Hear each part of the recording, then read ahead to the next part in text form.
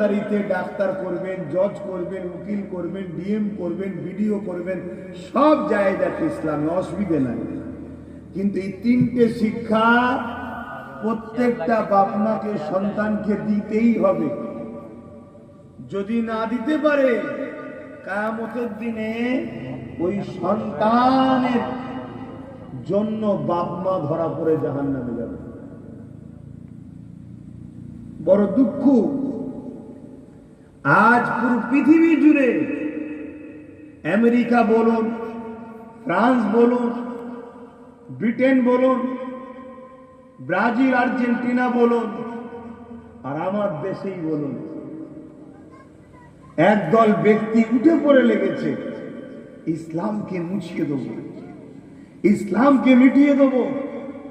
ইসলামের নবী হযরত প্রফেট মুহাম্মদ সাল্লাল্লাহু আলাইহি ওয়াসাল্লাম সম্বন্ধে কুরুচিকর নানা রকম মন্তব্য, মিথ্যা মিথ্যা প্রোপাগান্ডা, ষড়যন্ত্র, কোরআনের বিষয়ে, রাসূলের বিষয়ে, ইসলামের বিষয়ে আবার নতুন করে মাথা চাড়া দিয়েছে। এটা যে নতুন তা নয়, এটা যুগ যুগ ধরে হয়ে আসছে, কিন্তু নতুন করে আবার মাথা চাড়া দিয়েছে।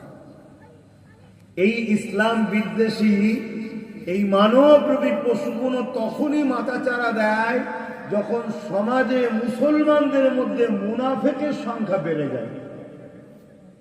আমার কথা শুনছেন তো আপনারা? কেন আমি, আপনারা কি ওয়াজ শুনতে পছন্দ করেন জানি না, আমি ওয়াজ করি একটু অন্য, মানে সমাজকে নিয়ে ওয়াজ করি, কথা বুঝে আসছে। আপনাদের পছন্দ